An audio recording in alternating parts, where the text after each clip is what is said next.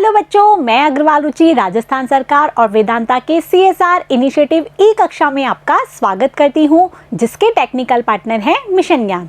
बच्चों, पिछली वीडियो में हमने पढ़ा था व्यष्टि अर्थशास्त्र के बारे में और समष्टि अर्थशास्त्र के बारे में कि व्यष्टि अर्थशास्त्र में व्यक्तिगत इकाइयों के आर्थिक व्यवहार का अध्ययन किया जाता है, जबकि समष्टि अर्थशास्त्र में व्यक्तिगत इकाइयों के समूह अर्थात हम कह सकते हैं देश के आर्थिक व्यवहार का अध्ययन किया जाता है। हमने व्यष्टि अर्थशास्त्र और समष्टि अर्थशास्त्र में अंतर को भी जाना था।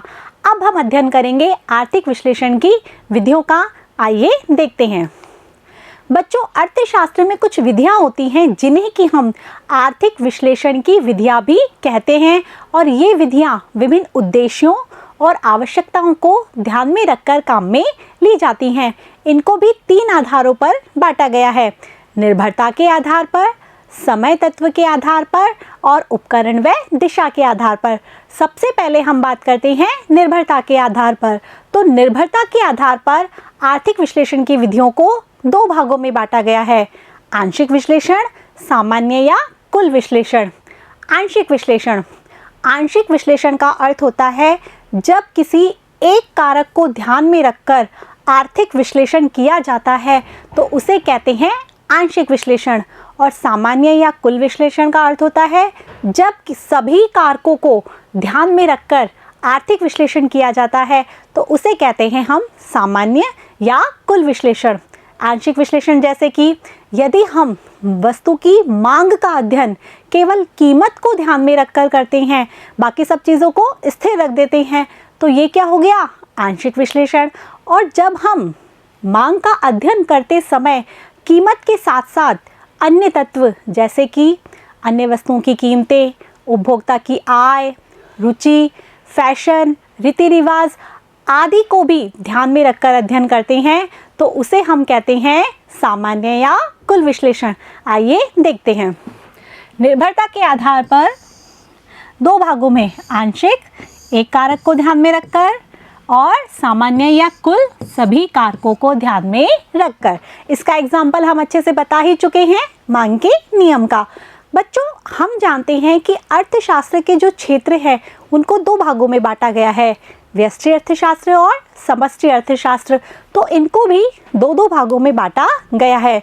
आंशिक को भी 2, आंशिक व्यष्टिगत और आंशिक समष्टिगत, और सामान्य या कुल को भी 2, सामान्य व्यष्टिगत और सामान्य समष्टिगत।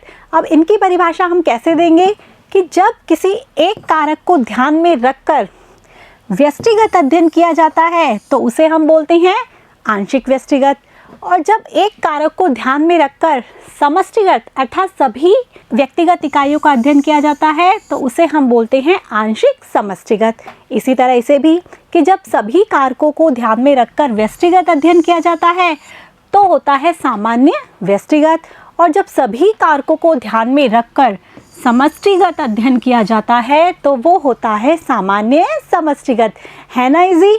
कितने जल्दी से चार्ट के द्वारा हमने इसको समझ लिया। अब हम पढ़ेंगे समय तत्व के आधार पर।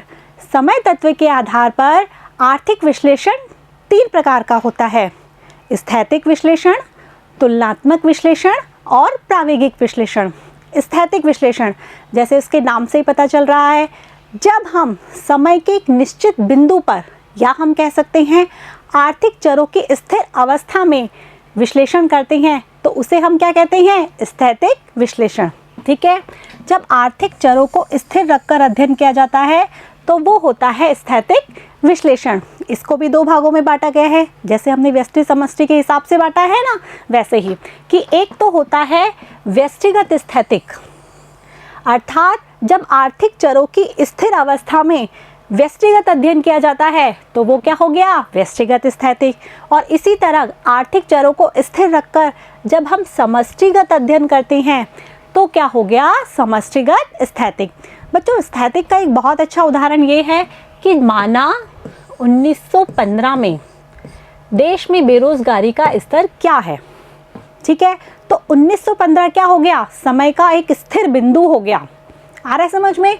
तो ये बताएगा स्थैतिक विश्लेषण को कि हमें एक समय के बिंदु पर विश्लेषण करना है। आ गया समझ में? अब बात करते हैं हम तुलनात्मक विश्लेषण की। तो तुलनात्मक विश्लेषण में क्या करते हैं, दो समय के जो स्थिर बिंदु हैं या फिर हम कह सकते हैं जो दो साम्य हैं उनकी तुलना कर जब विश्लेषण किया जाता है तो उसे कहते हैं तुलनात्मक विश्लेषण। और इसे भी दो भागों में बांटा गया है, तुलनात्मक व्यष्टिगत और तुलनात्मक समष्टिगत। ठीक है, देखते हैं कि जब दो संतुलित अवस्था की क्या की जाती है, तुलना। और तुलना कैसी, व्यष्टिगत तुलना, मतलब जब दो संतुलित अवस्था की तुलना व्यष्टिगत की जाती है तो व्यष्टिगत तुलनात्मक, और जब दो संतुलित अवस्था की तुलना समष्टिगत की जाती है तो समष्टिगत तुलनात्मक। अब इसका उदाहरण भी देखते हैं। हमने बात की थी कि 1915 में देश में बेरोजगारी का स्तर क्या है, तो ये बात हो गई स्थैतिकी की। यदि हम कहें कि 2005 में देश में बेरोजगारी का स्तर क्या है, तो 1915 और 2005 ये 2 वर्षों में तुलना करना कि कितना कितना बेरोजगारी का स्तर रहा है, उसे हम कहते हैं तुलनात्मक विश्लेषण। अब तीसरा आता है प्रावेगिक विश्लेषण। प्रावेगिक का अर्थ होता है दो संतुलित अवस्थाओं की ना तो तुलना करना बल्कि क्या करना, उन दोनों में जो परिवर्तन हुआ है उसकी श्रृंखला का अध्ययन करना, भी किस प्रकार से परिवर्तन होता गया है, उसे हम कहते हैं प्रावेगिक विश्लेषण। और उसे भी दो भागों में बांटा है, प्रावेगिक व्यष्टिगत और प्रावेगिक समष्टिगत। प्रावेगिक में आर्थिक चरों को गतिशील अवस्था में अध्ययन करना। जब ये कैसा हो, व्यष्टिगत, तो क्या हो गया, व्यष्टिगत प्रावेगिक। और जब ये गतिशील अवस्था कैसी हो, समष्टिगत, तो वो हो गया समष्टिगत प्रावेगिक। अब इसका भी उदाहरण देखते हैं कि 1915 में देश में बेरोजगारी का स्तर क्या था और 2005 में देश में बेरोजगारी का स्तर क्या था। अब इन दोनों जो वर्ष दिए हैं उनके बीच के वर्षों में कितना परिवर्तन होता आया है, उस परिवर्तन की श्रृंखला का, जैसे कि 1915 के बाद 16 भी आया, 17 भी आया, 18 भी आया, तो उन दोनों वर्षों के बीच की जो श्रृंखला है उसका अध्ययन करना क्या कहलाएगा, प्रावेगिक विश्लेषण। तो इस प्रकार से समय तत्व के आधार पर 3 भागों में हो गया। अब बात आती है उपकरण व दिशा के आधार पर। उपकरण व दिशा के आधार पर 2 भागों में बांटा गया है आर्थिक विश्लेषण को। एक तो है निगमन विधि और एक है आगमन विधि।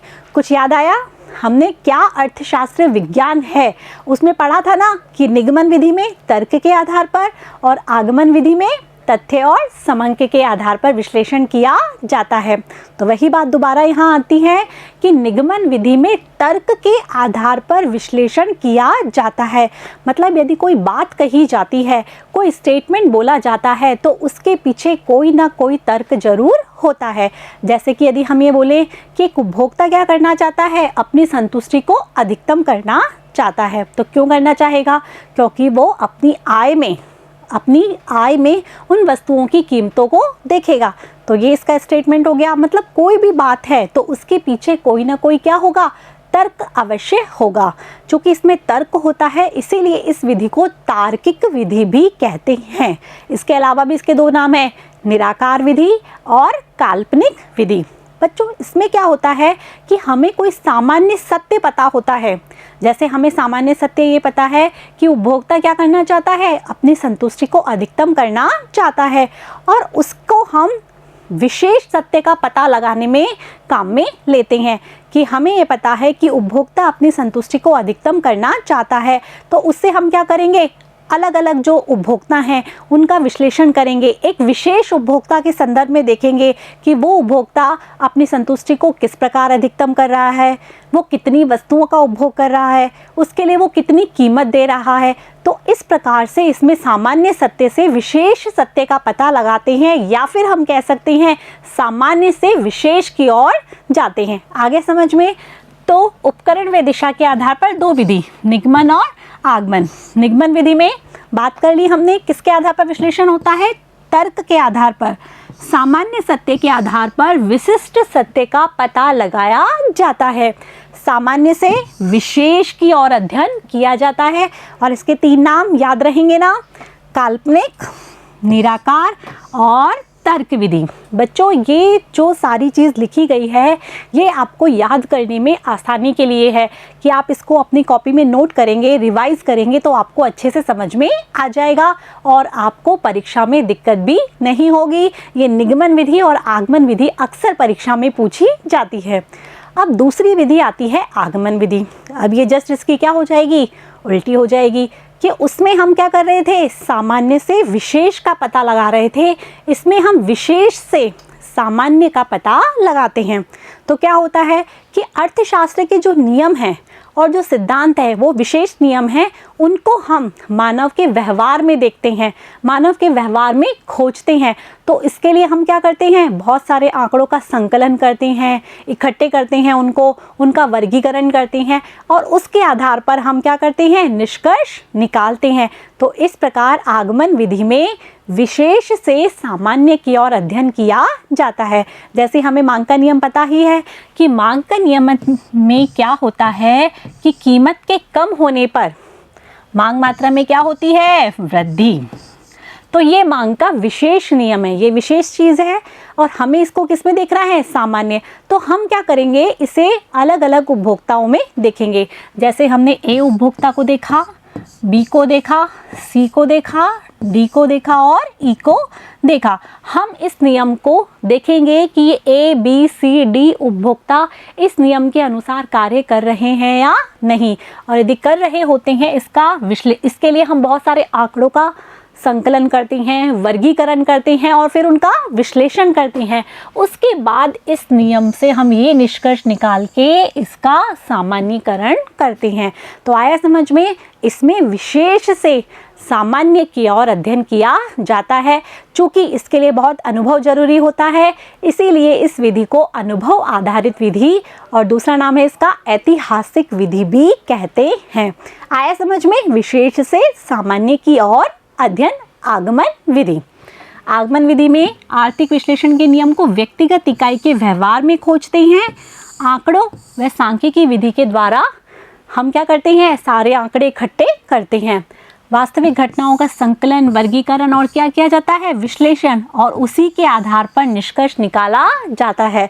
जैसे माल्थस का जो जनसंख्या सिद्धांत है वो इसी विधि पर आधारित है। इसे बोलते हैं हम अनुभव पर आधारित विधि और ऐतिहासिक विधि। तो बच्चों, निगमन विधि और आगमन विधि आपको आ गई समझ में। अब हम इसको शॉर्ट में और देख लेते हैं कि इसका नाम क्या है, उपकरण और दिशा के आधार पर। यही पढ़ा था ना हमने। तो निगमन विधि का उपकरण क्या हुआ, तर्क, और आगमन विधि का उपकरण क्या हुआ, तथ्य और समंग। और इस प्रकार हम दिशा की बात करें तो जो निगमन विधि है उसकी दिशा क्या हुई, सामान्य से विशेष की ओर, और आगमन विधि की दिशा हुई विशेष से सामान्य की ओर। आगे समझ में कि निगमन विधि है उसका उपकरण हुआ तर्क, निगमन विधि की दिशा हुई सामान्य से विशेष की ओर, और आगमन विधि है उसका उपकरण हुआ तथ्य और समंग, और दिशा हो गई विशेष से सामान्य की ओर। ये आपको इजी में समझ में आ जाएगा। आगे बच्चों, तो ये था हमारे सामने आर्थिक विश्लेषण की विधियाँ, जिसे कि हमने डिटेल में पढ़ा कि इसे 3 आधारों पर बांटा जाता है। निर्भरता के आधार पर, जो कि 2 भाग थे, आंशिक विश्लेषण और सामान्य विश्लेषण। फिर हमने जाना समय तत्व के आधार पर, जिसके 3 भाग थे, स्थैतिक विश्लेषण, प्रायोगिक विश्लेषण और तुलनात्मक विश्लेषण। और लास्ट में हमने पढ़ा उपकरण व दिशा के आधार पर, जिसके कि 2 भाग थे, निगमन विधि और आगमन विधि। आशा है कि आपको ये अच्छे से समझ में आए होंगे। आप इनके नोट्स कॉपी में ज़रूर नोट डाउन कर लीजिएगा, ताकि कि आपको याद करने में आसानी रहे। यदि कुछ चीज़ समझ में नहीं आती तो वीडियो रिवाइंड कीजिए और उसको दोबारा देखिए, आपको ज़रूर समझ में आ जाएगी। Thank you.